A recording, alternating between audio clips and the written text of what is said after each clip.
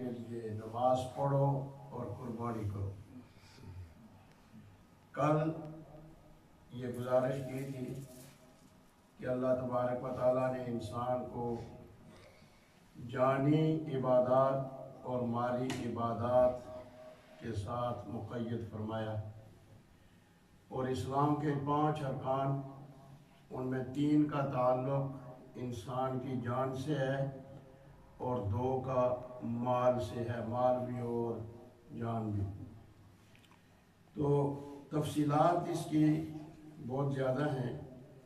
تو ان تفصیلات میں جانے سے پہلے ہم حضور صلی اللہ علیہ وآلہ وسلم کی احادیث مبارکہ کی روشنی میں یہ ہمارے علم میں ہونا چاہیے کہ یہ عمل کرنے سے فائدہ کیا ہوتا ہے۔ ہمیشہ جب بھی کوئی انسان کوئی کام کرتا ہے تو وہ پہلے حساب کرتا ہے کہ ویکلی کیا یہاں ہوگا، منتھلی کیا ہوگا، اور سالانہ یہاں سے کیا نکلے گا۔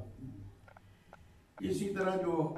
نیکی کے احکامات اللہ تعالیٰ کی طرف سے آئے ہیں، اللہ تعالیٰ نے بھی ان کا ایک مقام اور ایک مرتبہ رکھا ہے کہ جو شخص ان چیزوں کو کرے گا اس کو ملے گا کیا۔ تو اگر یہ پتہ ہو کہ میں نے اس کام سے مجھے اللہ تعالیٰ نے کیا عطا فرمانا ہے، تو پھر ایمان والے اس طرف کشش رکھتے اور اس کام کو ضائع نہیں ہونے دیتے۔ اور اگر پتہ ہی نہ ہو کہ اس کام کے کرنے سے مجھے کیا ملے گا کیا نہیں ملے گا، اور بندہ جو ہے وہ اس حساب کتاب میں نہ جائے، تو ظاہر ہے پھر اسے پتہ ہی کوئی نہیں کہ میں نے کھویا کیا ہے اور پایا کیا ہے۔ تو اس میں سب سے پہلی جو حدیث مبارکہ ہے، اس کو امام ابو داؤد، امام ترمذی، ابن ماجہ،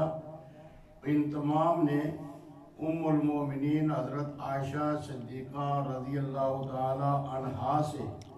روایت کی ہے کہ حضور اقدس صلی اللہ علیہ وسلم نے فرمایا کہ یوم النحر یعنی قربانی والا دن 10 ذی الحجہ، اس میں ابن آدم کا کوئی عمل اللہ تعالیٰ کے نزدیک خون بہانے یعنی قربانی کرنے سے زیادہ پیارا نہیں۔ یعنی اس 10 ذی الحجہ کو اللہ تعالیٰ کے ہاں جو سب سے محبوب ترین اور پیارا عمل ہے وہ قربانی ہے، اور وہ جانور قیامت کے دن جس کو قربان کیا گیا ہے کسی آدمی کی طرف سے، قیامت کے دن اپنے سینگ، بال اور کھروں کے ساتھ آئے گا، اور قربانی کا خون زمین پر گرنے سے پہلے ہی اللہ تعالیٰ کے نزدیک مقبول مقام پا لے گا، لہذا اس کو خوش دلی سے ادا کرو۔ یعنی وہ جانور جو ہے وہ بندے کی شفاعت کے لیے وہاں حاضر ہو جائے گا۔ حضور صلی اللہ علیہ وسلم نے فرمایا لہذا اس عمل کو بڑی خوش دلی سے، بڑی شوق سے، بڑی محبت سے، بڑے پیار سے ادا کرو، چٹی سمجھ کر اس کو ادا نہ کرو یا اس کو ضائع نہ کرو۔ دوسری حدیث حضرت امام طبرانی انہوں نے نقل کی ہے حضرت امام حسن بن علی رضی اللہ تعالیٰ عنہ، حضرت امام حسین کے بڑے بھائی، وہ روایت کرتے ہیں کہ حضور صلی اللہ علیہ وسلم نے فرمایا جس نے خوشی دل سے، اپنے دل کی خوشی سے طالب ثواب ہو کر، یعنی ثواب کا طالب بن کر اس نے قربانی کی، وہ جہنم کی آگ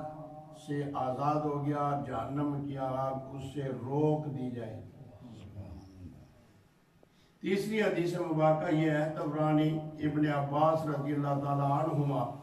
ان سے یہ روایت ہے کہ حضور صلی اللہ علیہ وسلم نے ارشاد فرمایا جو روپیہ پیسہ عید کے دن قربانی میں خرچ کیا گیا اس سے زیادہ کوئی چیز اللہ تعالیٰ کو پسند نہیں، یعنی وہ سب سے زیادہ پسندیدہ چیز ہے جو انسان اس دن قربانی کے لیے خرچ کرتا ہے۔ حدیث نمبر 4 ہے ابن ماجہ، وہ حضرت ابو ہریرہ رضی اللہ تعالی عنہ سے راوی۔ ابو ہریرہ وہ راوی ہیں جو ہمیشہ رسول اللہ صلی اللہ علیہ وسلم کی مجلس میں حاضر رہے، بالکل، اور یہ اتنے خلیق انسان تھے، اخلاق والے، کہ ابو ہریرہ کا مطلب ہے بلیوں کا باپ۔ ان کا اصلی نام جو ہے وہ کتابوں سے لوگ ختم ہی ہو گیا، ابو ہریرہ، بلیوں کا باپ۔ اس کی وجہ کیا؟ اس کی وجہ یہ ہے کہ یہ اپنے جیب میں اپنے پاس کوئی روٹیوں کے ٹکڑے یا اس طرح چیزیں رکھا کرتے تھے، اور جب کوئی بلی سامنے آتی تو اس کو ڈال دیتے تھے۔ اس طرح بلیاں جو ہیں وہ ان کے ساتھ دوستی ہو۔ حضور صلی اللہ علیہ وسلم نے دیکھا کہ ابو ہریرہ جب باہر نکلتے ہیں تو بلیاں سارے محلے کی ان کی ارد گرد جمع ہو جاتی ہیں، تو آپ کو یہ عمل پسند آیا کہ یہ اللہ کی مخلوق کی خدمت کرتا ہے۔ حضور صلی اللہ علیہ وسلم اس بات سے خوش ہوئے، تو آپ نے پھر ان کو یہ لقب دیا ابو ہریرہ کہ یہ تو بلیوں کا باپ ہے، یعنی یہ اس کے ارد گرد اس طرح پھرتی ہے جس طرح والدین کے آگے پیچھے اولاد پھرتی ہے، تو پھر ان کا یہ نام مشہور ہو۔ اور پھر ایسا مشہور ہوا کہ اب جس کتاب کو آپ اٹھائیں گے، جو حدیث انہوں نے بیان کیا، بہت ساری حدیثیں انہوں نے بیان کی ہیں، بہت زیادہ۔ عبداللہ بن مسعود اور یہ دو ہیں جن نے سب سے زیادہ احادیث بیان کی ہیں۔ تو یہ حضور صلی اللہ علیہ وسلم نے فرمایا یہ ابو ہریرہ ہے، تو ان کا اصل نام غائب ہو گیا، اور جو رسول اللہ صلی اللہ علیہ وسلم نے ان کو لقب دیا تھا وہ آج تک بلکہ قیامت تک یہی نام ان کا اب زندہ رہے۔ تو ابو ہریرہ اس حدیث کے راوی ہیں کہ حضور صلی اللہ علیہ وسلم نے فرمایا کہ جس میں وسعت ہو، جس میں گنجائش ہو، جو آدمی مالدار ہو اور قربانی نہ کرے، وسعت دیکھیں، قربانی نہ کرے، وہ ہماری عیدگاہ کے قریب نہ آئے، وہ ہمارے لیے، ہمارے ساتھ نماز عید پڑھنے کے لیے نہ آئے۔ اگر اس نے قربانی نہیں کرنی ہے، اللہ تعالیٰ نے اس کو وسعت دی ہوئی ہے، تو اس کے باوجود اس نے قربانی نہیں کی تو وہ نماز پڑھنے کا فائدہ اسے کیا ہوگا؟ اس لیے وہ ہماری قربان گاہ میں، نہ عید گاہ میں وہ نہ آئے۔ تو یہ بڑی ناراضگی کی بات ہے، جس طرح کوئی آدمی کہے کہ اگر تم نے یہ کام نہ کیا تو پھر میرے گھر نہ آنا، تو پھر نہیں کوئی جاتا۔ تو یہی بات حضور صلی اللہ علیہ وسلم نے فرمائی کہ اگر تم نے قربانی نہیں کرنی جبکہ تم کر سکتے ہو، مال تمہارے پاس ہے اللہ تعالیٰ کا دیا ہوا، تو پھر ہمارے ساتھ عید کی نماز پڑھنے کے لیے نہ آؤ۔ تو اس حدیث سے اسے آگے بھی کافی ساری احادیث ہیں جس میں اللہ کے رسول صلی اللہ علیہ وسلم نے اس کے دونوں پہلو بیان فرمائے کہ قربانی کرنے والے کا اجر اور ثواب کیا ہے، اور جو استطاعت اور طاقت ہونے کے باوجود قربانی ادا نہیں کرتا اس پر ناراضگی کس حد تک ہے۔ تو یہ انشاءاللہ اب یہ سلسلہ چلے گا، لیکن ایک بات پہلے سے جہاں تک آواز جاتی ہے کہ قربانی کے لیے یہ سونے کا نصاب نہیں ہے۔ زکوٰۃ کے لیے سونے کا نصاب ہے کہ 7.5 تولے سونا یا اس کی بازاری قیمت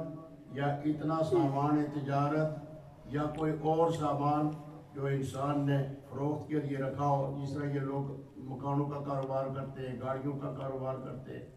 یہ ساری چیزیں سامان تجارت میں آتی ہیں۔ اگر کسی آدمی کے پاس 7.5 تولے یا اس سے زیادہ مالیت ہے تو اس پر زکوٰۃ فرض ہوگی، اس سے کم پر نہیں ہوگی۔ لیکن صدقہ فطر اور قربانی ان کے لیے چاندی کا نصاب ہے کہ 52 تولے چاندی، 52 تولے چاندی، جس کے یہ اتنی یا چاندی ہو یا اتنی قیمت ہو اس وقت کی کرنسی کی، جس قیمت سے 52 تولے چاندی خریدی جا سکتی ہے، تو اس آدمی پر صدقہ فطر بھی واجب ہے اور قربانی بھی واجب ہے. اور اگر آپ پاکستان سے پوچھیں، میں نے پوچھا ہے کہ یہ 52 تولے چاندی کی قیمت بنتی ہے 79,000، 79,000. گالی کوئی نہیں، کہتے 400 پاؤنڈ ہی سارے. تو یہ اتنی مالیت اگر کسی کے پاس ہے، اس پر قرضہ وغیرہ نہیں ہے اور اس کے معاملات جو ہیں وہ چل رہے ہیں، تو اس کو قربانی کرنی چاہیے، دینا پڑے گی. تو یہ قربانی اور صدقہ فطر اس کا نصاب چاندی کے حساب سے ہے، اور زکوٰۃ کا وہ سونے کے حساب سے ہے. اب چونکہ سونے کا نصاب زیادہ بڑھتا ہے، وہ تقریباً 8 لاکھ سے زیادہ پاکستان کی کرنسی میں 8 لاکھ سے زیادہ، لہذا وہ زکوٰۃ کا معاملہ اس کے ساتھ ہے، اور قربانی اور صدقہ فطر کا معاملہ وہ چاندی کے نصاب کے برابر ہے. آگے دیکھیں، یہ یہاں جتنے بھی لوگ ہیں زیادہ تر، کچھ مقروض بھی ہیں، سارے ایک جیسے نہیں ہوتے، لیکن اکثریت جو ہے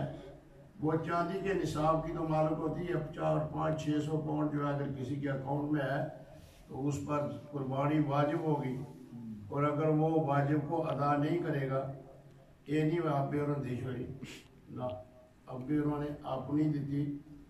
پتر اور اپنی دیسی خاوند اپنی دیتی بیوی اپنی دیسی